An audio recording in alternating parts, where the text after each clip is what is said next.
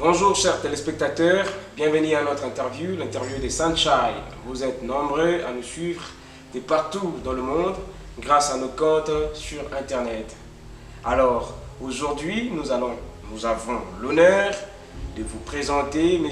Alain Sitaï, PDG de l'entreprise auto Alcacite, spécialisée dans la vente des pièces de rechange et divers, qui va nous parler de son parcours en tant que leader et entrepreneur. Bonjour Monsieur Alain. Bonjour Monsieur le journaliste. Vous allez bien? Oui, ça va. D'accord. Alors, sans plus tarder, nous allons nous lancer dans notre série de questions. J'espère que vous êtes prêts. Ok, nous sommes prêts. D'accord. Alors, pour le bien de ceux qui nous suivent, nous voulons savoir, pour vous lancer, alors quelle a été votre motivation pour lancer votre activité? En tout cas, merci beaucoup pour la question.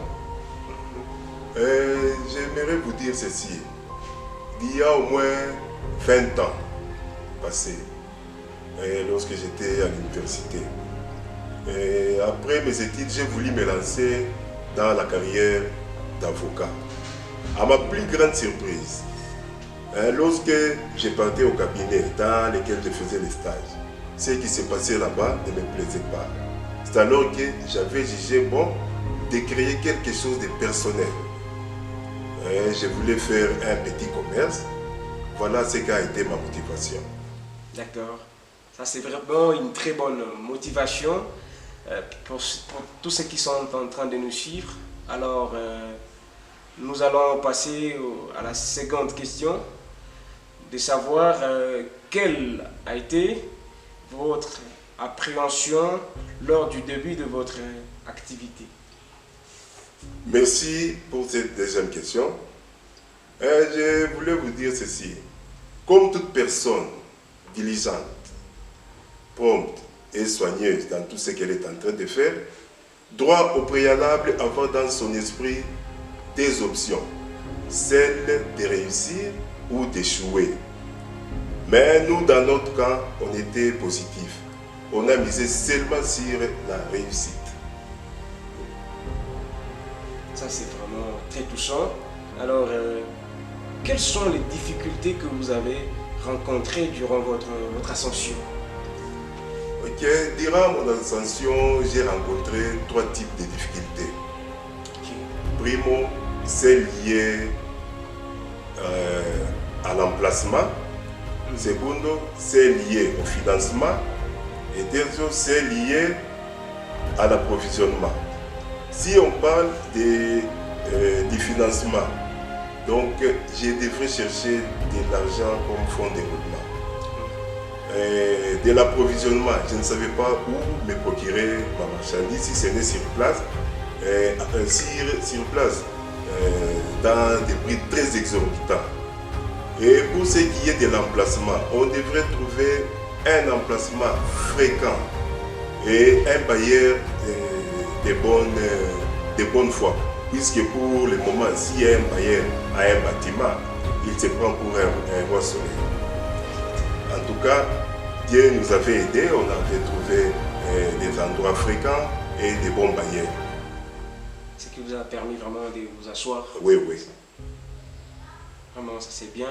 Alors, on aimerait aussi savoir, pour le bien de tout le monde, sur quoi misez-vous alors pour vous différencier dans la concurrence? Oui, dans le cadre de la concurrence, une entreprise qui se respecte doit connaître ses forces et ses faiblesses. Et pour pallier à la concurrence, en voici quelques stratégies. Je peux vous les énumérer. D'accord. Nous analysons certains articles qui sont sur les marchés. Ça, c'est la première stratégie.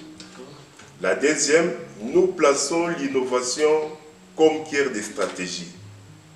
La troisième, nous adoptons notre business model selon l'état du marché. La quatrième, nous cherchons à fidéliser notre clientèle. La cinquième, nous respectons nos adversaires.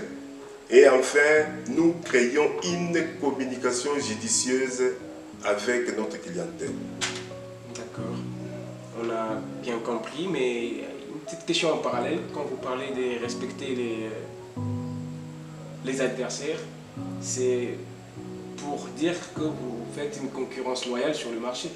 Oui, on respecte les adversaires. Lorsqu'ils ont des produits semblables aux nôtres, on ne peut jamais les poursuivre ou les attaquer compte tenu de leur prix bas.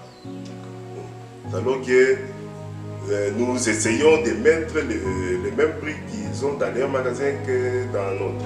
D'accord, ça c'est bien. Alors, quelles sont les difficultés que vous rencontrez dans l'exercice même de vos activités? Nous rencontrons plusieurs difficultés, mais nous pouvons en énumérer quelques-unes. On peut avoir une livraison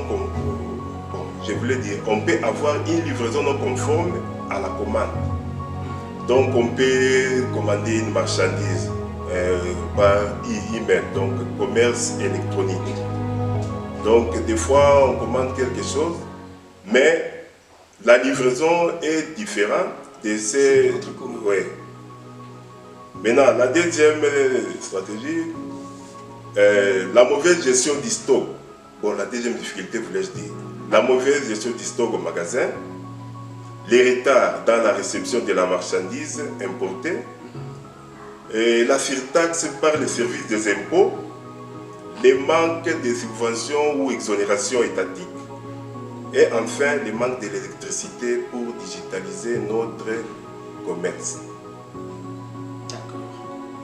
On vous a suivi et on aimerait aussi savoir quel a été votre secret pour faire face à cette concurrence et surmonter les difficultés rencontrées pendant l'exercice. Ouais, pour faire face et surmonter les difficultés rencontrées, nous nous rendons sur les lieux d'approvisionnement.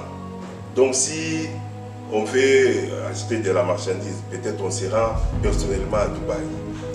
Et là, on va observer une bonne livraison. Nous faisons des commandes rapides pour ne pas avoir une rupture de stock. Nous avons instauré le système de fiches de stock. Et pour ce qui est du paiement des taxes de l'État, nous avons opté pour un paiement échelonné. Et enfin, par manque de l'électricité, des fois nous utilisons les groupes électrogènes ou les panneaux solaires. D'accord. C'est vraiment très riche de partager avec vous, très bénéfique pour nous. Alors, nous aimerions savoir que pouvez-vous apporter comme conseil aux jeunes Congolais en Afrique et partout dans le monde à entreprendre. En tout cas, merci beaucoup pour la pertinence de votre question. Les conseils que je donnerai aux jeunes d'Afrique en général et à ceux du Congo en particulier est d'être patient et persévérant, car l'activité commerciale n'est pas une chose facile. Elle demande une organisation pour arriver à la réussite. Et on ne peut pas brûler les étapes dans un commerce. On doit poursuivre un chemin, un échelonnement bien structuré, ou sinon on risque de se casser le bec. Car dit-on, petit à petit, l'oiseau fait son nid. Merci beaucoup, monsieur le journaliste. En tout cas, merci à vous, monsieur Alain, pour votre temps et votre disposition à nous recevoir pour parler et nous avoir instruits dans vos réponses. En tout cas, merci beaucoup pour votre temps. C'est moi qui vous remercie.